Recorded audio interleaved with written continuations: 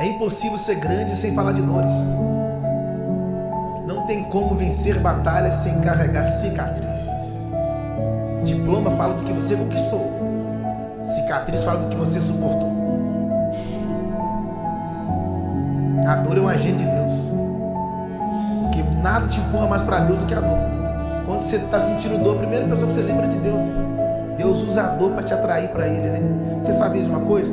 Que nós não gostamos de problema. Quanto menos problema você gosta, mais problemas aparecem.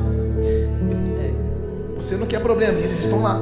Só que existe uma diferença entre ter problema e existe uma diferença entre ser problema.